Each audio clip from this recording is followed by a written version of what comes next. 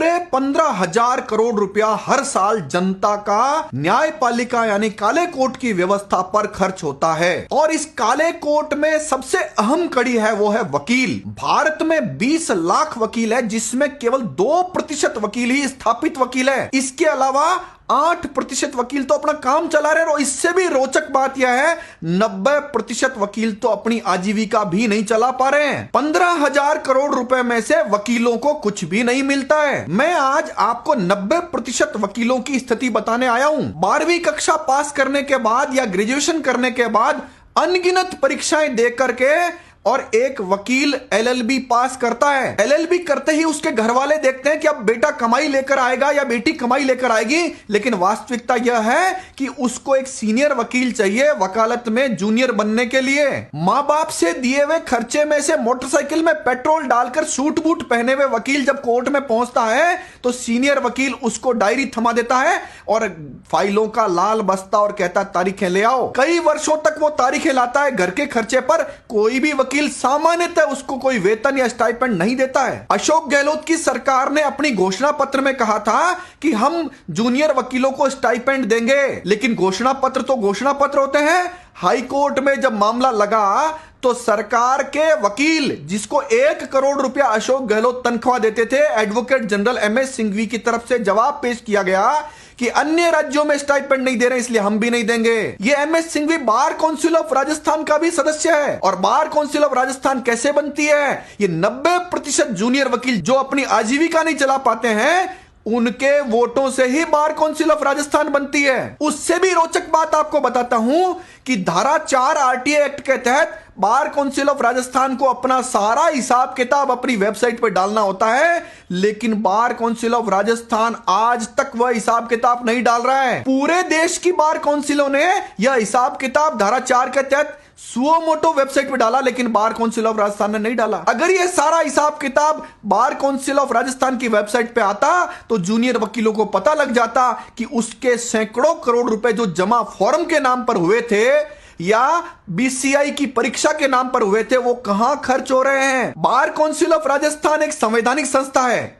इसके अलावा आपके क्षेत्र में बार एसोसिएशन होती है। बार एसोसिएशन कोई खास बात नहीं है क्योंकि वहां एक सोसाइटी एक्ट में रजिस्टर्ड संस्था होती है, आप भी करा सकते हैं। कई जगहों पर एक बार एसोसिएशन है, कई जगह पर 2 है, कई 3 है, 4 भी हो सकती है। और आप चाहें तो 4 वकील मिलकर के भी बार एसोसिएशन का निर्माण कर सकते हैं। लेकिन सारी ताकत बार काउंसिल ऑफ राजस्थान के पास है, जहां पर 25 मेंबर इन्हीं 90% वोटों की ताकत से चुने जाते हैं। लेकिन चुनने के बाद इन वकीलों की कोई सुध नहीं लेता है। वकील या उसका परिजन बीमार पड़ जाए तो बार काउंसिल ऑफ राजस्थान कोई खास सहायता नहीं देता, और वकील मर जाए तो भी कोई बड़ी सहायता नहीं मिलती है उसको वहां से, जबकि वेलफेयर फंड के नाम पर बहुत बड़ा अमाउंट उस वकील से लिया जाता है। वकालत की पढ़ाई करते करते किसी वकील की उम्र शादी लायक हो जाती है, लेकिन वकालत के पेशे में आई गिरावट के कारण से वकील को रिश्ता नहीं मिलता है, उसको मकान किराए पर नहीं मिलता है, बैंक लोन नहीं देती है, फाइनेंस कंपनी भी उसको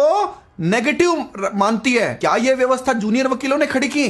यह सारी व्यवस्थाएं जो देश में बड़े वकील थे, स्थापित वकील थे, उन्होंने यह इमेज क्रिएट की है जिसका नुकसान 90% जूनियर वकील जिनकी आजीविका नहीं चल रही है उनको भुगतना पड़ता है। ये 90% वकील न्यूनतम मजदूरी भी नहीं प्राप्त कर पाते हैं कोर्ट से, और एक बंधुआ मजदूर की तरह वर्षों तक एक सीनियर वकील के लिए काम करते हैं, इस काले कोर्ट की व्यवस्था के लिए काम करते हैं। इनके पास कानून की किताबें खरीदने के लिए पैसा नहीं होता है, इसलिए इनको सीनियर वकीलों पर निर्भर रहना पड़ता है। और इन 90% वकीलों में से जिस दिन वह व्यक्ति निर्णय करता है कि मैं इंडिपेंडेंट होकर काम करूंगा, उसी दिन से सीनियर वकील इससे नाराज हो जाते हैं और इसकी गलतियां लोगों को बताते हैं, वकीलों को बताते हैं। संपूर्ण समस्या का समाधान क्या है? समाधान यह है कि इनके पास कोई फोरम है ही नहीं, इनके पास अपनी बात रखने के लिए कोई व्यक्ति है ही नहीं, इनके पास अपनी बात रखने के लिए कोई संस्था है ही नहीं। तो सवाल आता है इन सब लोगों को जोड़कर एक प्लेटफॉर्म पर लाने का काम किया जाना चाहिए, क्योंकि यही लोग न्यायपालिका की गिरती हुई साख को वापस उसी स्थान तक पहुंचा सकते हैं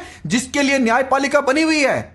जनता 15,000 करोड़ रुपया अपनी जेब काट काट कर जिस व्यवस्था को देती है, जनता की नजर में भी इस न्यायपालिका का सम्मान बढ़ना उतना ही आवश्यक है जितना देश के लिए अन्य संस्थाओं की जरूरत है। राजस्थान में 1 लाख वकील वकालत करते हैं, 90,000 वह वकील हैं जो अपने बच्चों को अच्छे स्कूल में नहीं पढ़ा पा रहे हैं, उनकी आजीविका भी ढंग से नहीं चल रही है। 90,000 वकील होते हुए भी वो संगठित नहीं है। केवल 2% स्थापित वकील आज एक उद्योगपति से भी ज्यादा कमा रहे हैं। मुझे या किसी वकील को उनके उद्योगपति के समकक्ष कमाने से समस्या नहीं है। समस्या है इस व्यवस्था में वो 90% वकीलों की आजीविका की चिंता कौन करेगा, यह समस्या है। इसके लिए एक प्रयास किया गया है छोटा सा। मेरी वेबसाइट www.gordansingh.com पे जब आप जाएंगे एक फॉर्म खुलेगा, उस फॉर्म को भरकर सबमिट करिए ताकि आप और हम सब मिलकर के इस व्यवस्था को ठीक करें, कानून के मुताबिक काम करें और काले कोट की इज्जत समाज में बढ़े। जब राजस्थान की न्यायपालिका के 90% यानी 90,000 वकील जब एक मंच पर आएंगे